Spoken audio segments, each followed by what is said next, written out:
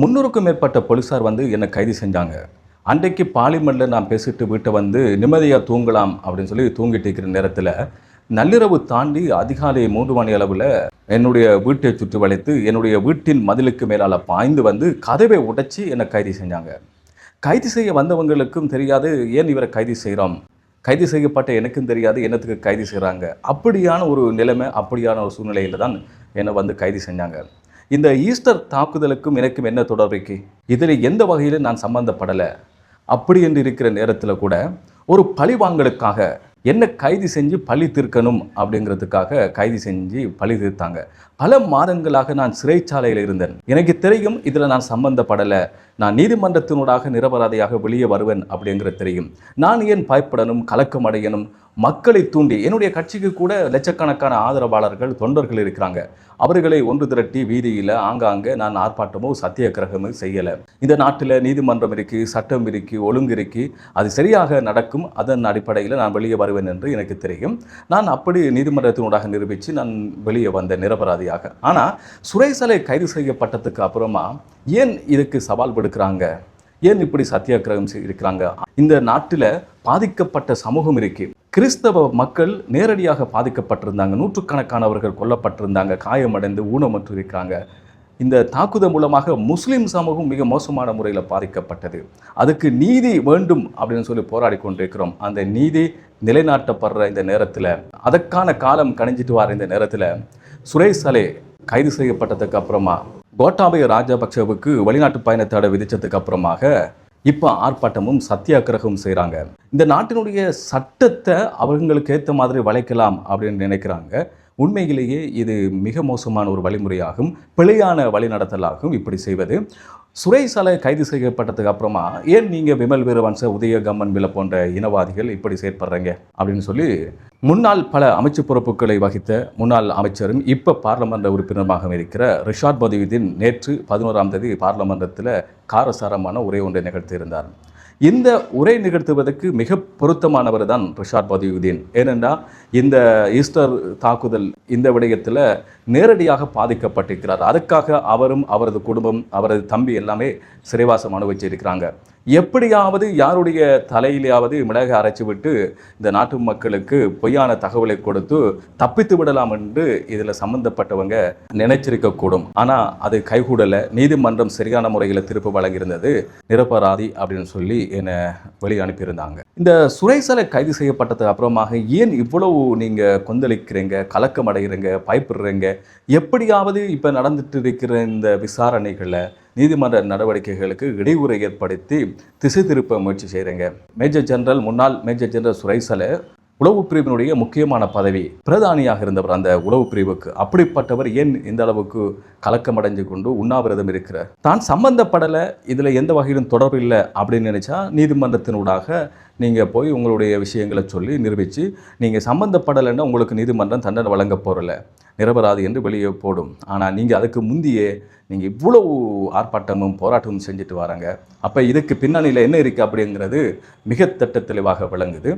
எப்படியோ குழப்பு கடந்த காலங்களை மிக மோசமான முறையில் இனவாதங்களை, இனத்துவசங்களை பேசி ஒவ்வொரு இனத்துக்கிடையில் முட்டி மோத வச்சு இப்படி பல விஷயங்களை செஞ்சு குளிர் காஞ்சவங்களுக்கு இந்த விஷயத்திலையும் இப்படி செய்யலாம் அப்படின்னு நினச்சிட்டு இருக்கிறாங்க. ஆனால் அது நடக்காது அப்படிங்கிற நம்பிக்கை இருக்குது. என்னுடைய தம்பி ரிஷாட் பதியுதீன் சொல்கிறார், என்னுடைய தம்பியை கைது செஞ்சாங்க. கைது செஞ்சு பல மாதம் அவர் ஜெயிலில் இருந்தார். ஜெயிலில் இருந்துட்டு நீதிமன்றத்தினூடாக குற்றமற்றவர் என்று நிரூபிக்கப்பட்டு நிரபராதியாக வெளியே வந்தார். வெளியே வந்தவரை வெளியே விடக்கூடாது அப்படிங்கிறதுக்காக மஹிந்த ஆனந்த அலுத்கமைக்க தலைமையிலான பார்லமென்ற உறுப்பினர்கள் 100 பேர் கையெழுத்திட்டு அப்போ ஜனாதிபதியாக இருந்த கோட்டாபய ராஜபக்சவுக்கிட்ட கொடுத்துருந்தாங்க. இவரை பிடிச்சி ஜெயிலில் போடுங்க மீண்டும் அப்படின்னு சொல்லி மீண்டும் அவர் ஜெயிலில் போய் பல துன்பங்களை அனுபவித்தார். இப்படிப்பட்ட மிக மோசமான செயற்பாட்டில் ஈடுபட்டவங்க தான் இவங்க. உயிர்த்த ஞாயிறு தின தாக்குதலுக்கு பிறகு நிம்மதியாக தொழில் செய்ய முடியலை. எத்தனை பேர் கொழும்பில் வேலை செஞ்சவங்க வேலை விட்டுட்டு வீட்டுக்கு போயிருந்தாங்க. ஃபேஸ்புக்கில் பழமொழியை போட முடியாது, ஒரு கருத்தை சொல்ல முடியாது. அதுக்கு வேறு வகையில் கற்பிதங்களை உருவாக்கி கொண்டு கைது செய்வதும், அதை வச்சுக்கொண்டு கலவரங்களை ஈடுபடுறதும் இப்படியே போனது. கவிதை எழுதின ஒருத்தரை பிடிச்சி ஜெயிலில் போட்டாங்க. வருஷக்கணக்கில் ஜெயிலில் இருந்தார். இந்த நாட்டில் இருந்த முக்கியமான சிரேஷ்ட சட்டத்தரணி இஜாஸ் ஹிஸ்புல்லாவை இதில் சம்பந்தப்பட்டவர் அப்படின்னு சொல்லி சிறையில் போட்டிருந்தாங்க. 2 வருஷம் அவர் ஜெயிலில் இருந்தார். ஆனால் 3 மாதம் சிறைச்சாலைக்கு இருக்கையில் நமக்கு இவ்வளவு நடவடிக்கைகள் ஈடுபடுறாரு. உண்ணாவிரதம் இருக்கிறாரு, சாப்பிட முடியலை, நான் பாவிக்கிற லேப்டாப் பாஸ்வேர்டை கொடுக்க இயலாது, ஃபோன் பாஸ்வேர்டு அது தரமாட்டேன் அப்படின்னு சொல்கிறாரு. ஒரு பிடிவாதமாக இருக்கிறார். வெளியில இருந்து கொண்டு விமல் பிரபஞ்ச உதய கம்பம்பிலவெல்லாம் போராட்டங்களும் ஆர்ப்பாட்டமும் சத்தியாகிரகங்களும் செஞ்சு கொண்டு திசை திருப்ப முயற்சி செய்கிறாங்க. சாணி அபயசேகரவை பதவி விலை சொல்கிறாங்க. அவரை விலை கேட்டுட்டு வேற ஒருத்தரை போட்டுவிட்டு விசாரிங்க அப்படின்னு சொல்கிறாங்க. அப்போ இந்த நாட்டில் இவங்க என்னத்தை எதிர்பார்க்குறாங்க? தங்களுக்கு சார்பான, தங்களுக்கு பிடித்தமான ஒருத்தர் அந்த இடத்துக்கு வரணும், விசாரணைகளை திசை திருப்பணும், எங்களை தண்டிக்கக்கூடாது, நாங்கள் நினைச்சதெல்லாம் இந்த நாட்டில் செய்வோம், எங்களுக்கு அதிகாரம் இருக்குது, பலம் இருக்குது, சண்டித்தனமாக பேசுகிறது எல்லாமே இதை பார்க்கும்போது ஒரு சமூகம் பிழையான முறையில் வழி நடத்தப்படும். சில பண் சிலைகளை தேரர்களை கூட தூண்டிவிட்டு இதில் எப்படியாவது திசை திருப்பலாம், இந்த விஷயத்தை திசை திருப்பி கொண்டு சிறைச்சாலையை வெளியெடுக்கலாம் அப்படின்லாம் பல திட்டங்களை தீட்டிட்டு இருக்கிறாங்க. இது ஒன்றுக்கும் இந்த அரசாங்கம், தேசிய மக்கள் சக்தி அரசாங்கம், ஜனாதிபதி அனுரகுமார திசாநாயக்க தலைமையில் இந்த அரசாங்கம் இதுக்கு பின்வாங்கக்கூடாது, அடிபணியக்கூடாது. இந்த நாட்டில் நடந்த மிக மோசமான தாக்குதல், பல விசாரணைகள் முன்னெடுக்கப்பட்டு அதனுடைய சூத்திரதாரி யார் அப்படிங்கிறத அடையாளம் காண்பதற்கான தருணம் வர நேரத்தில் இப்போ கலக்கம் அடைஞ்சு கொண்டு, பயந்து கொண்டு, கூக்குரலிட்டு கொண்டு இனவாதமும் இனத்தூசமான கருத்துக்களையும் பேசிட்டு இருக்கிறாங்க. ஒரு தேச பற்றுக்குள்ள, இராணுவ வெற்றிக்குள்ளே ஒளிந்து கொண்டு மீண்டும் மக்களை தூண்டலாம் அப்படின்னு நினச்சிட்டு இருக்கிறாங்க. ஆனால் இந்த அரசாங்கம் இதுக்கு அடிபணியக்கூடாது, பின்வாங்கக்கூடாது, முறையான விசாரணைகளை மேற்கொண்டு யார் இதில் சம்மந்தப்பட்டிருக்கிறாங்க அப்படிங்கிறத இந்த நாட்டு மக்களுக்கு தெரியப்படுத்தணும், அவர்களுக்கு தகுந்த தண்டனை கொடுக்கணும் அப்படின்னு சொல்லி முன்னாள் அமைச்சர் இப்போ பார்லமெண்ட் உறுப்பினராக இருக்கிற ரிஷாட் பதியுதீன் சொல்லியிருந்தார். இந்த விஷயத்தை தான் நாட்டு மக்களும் எதிர்பார்க்குறாங்க. பாராளுமன்றத்தில் இருக்கின்ற பார்லமெண்ட் உறுப்பினர்களும் இந்த விஷயத்துக்கு துணை போகாமக்கு, மௌனமும் காக்காமக்கு பார்லமெண்டத்தில் பேசணும்.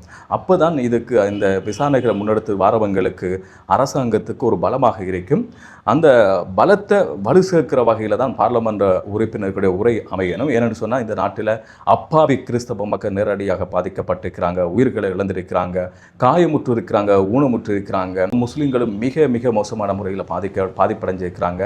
இத்தனை விஷயங்களுக்கும் ஒரு நீதி நிலைநாட்டப்படணும் அப்படின்னு சொன்னால், இனிமேல் இப்படியான விஷயங்கள் நடக்கக்கூடாது அப்படின்னு சொன்னால் இதற்கு இந்த அரசாங்கம் தகுந்த பாடம் போட்டணும். அதை இந்த அரசாங்கத்திடம் மக்கள் எதிர்பார்க்குறாங்க, நம்பிக்கை வச்சுக்கிறாங்க. யாருமே செய்ய மாட்டாங்க. இந்த அரசாங்கம் செஞ்சால் மாத்திரம்தான் இந்த உயிர்த்த ஞாயிறு தாக்குதல் சம்பந்தப்பட்ட விடயங்கள் யார் யாரெல்லாம் சம்பந்தப்பட்டிருக்கிறாங்க, இதனுடைய சூத்திரதாரி யார் அப்படிங்கிறத இந்த அரசாங்கம் மாத்திரம்தான் அதை அடையாளப்படுத்தும், தண்டனை வழங்கும் அப்படிங்கிற நம்பிக்கை மக்களுக்கு இருக்கு. யார் யார் மீதெல்லாமே பழி சுமத்த முற்பட்டாங்க, ஈஸ்டர் தாக்குதலுடைய சூத்திரதாரி இவர்தான் அவர்தான் என்று சொல்லி கொண்டிருந்தாங்க. அதற்கு சில ஊடகங்கள் கூட தூபமிட்டது, செய்திகளை ஒளிபரப்பி இவர் இதில் சம்பந்தப்பட்டிருப்பார் அப்படிங்கிறது எல்லாமே ஒளிபரப்பி இருந்தாங்க. அதை மக்கள் மத்தியில் கொண்டு போய் சேர்ந்தால் எப்படியோ திசை திருப்பலாம், மக்கள் நம்பி விடுவார்கள். இந்த நாட்டினுடைய பெரும்பான்மை மக்களாக இருக்கிற சிங்கள மக்களை எப்படி திருப்திப்படுத்தலாம், எப்படியோ அவர்களுடைய மூளைகளை சலவை செய்யலாம் அப்படின்னு நினைச்சிருந்தாங்க. ஆனால் இதுக்கு பின்வாங்கலை, இதுக்கு அடிபணியலை, முறையான விசாரணைகளை இப்போ இந்த அரசாங்கம் மேற்கொண்டு வராங்க. இந்த விஷயத்தை ரிஷாட் பதியுதீன் பார்லமெண்டத்தில் பேசியதை போல் ஏனைய பார்லமெண்ட் உறுப்பினர்களும் பேசியிருந்தாங்க. உண்மையிலேயே இந்த இப்படியான தருணத்தில் மக்களுக்கு மிகப்பெரிய ஆறுதலாக இருக்கும். பார்லமெண்ட் உறுப்பினர்களுடைய உரைக்கு, அவங்க பேசுகிற பேச்சுக்கு ஒரு சக்தி உண்டு, அதுக்கு ஒரு பொருள் உண்டு. எனவே அவங்க இந்த நேரத்தில் இப்படியான தருணத்தில் பேசுவது என்பது பாராட்டத்தக்கது. ரிஷாட் பதியுதீன் நேரடியாக பாதிக்கப்பட்டவர். அவருடைய அந்த உரை கூட, நேற்றைய தினம் பேசிய அந்த உரை கூட, பார்லமெண்ட் உரை கூட பலராலும் பேசப்பட்டது. இந்த உயிர்த்த ஞாயிறு தின தாக்குதலில் நேரடியாக சம்பந்தப்பட்டவங்க, இதனுடைய பின்னாடி இந்த இயக்கியவங்க அத்தனை பேரும் கைது செய்யப்பட்டு தண்டிக்கப்படணும் அப்படிங்கிறத எதிர்பார்த்துட்டு இருக்கிறாங்க இந்த நாட்டினுடைய மக்கள்.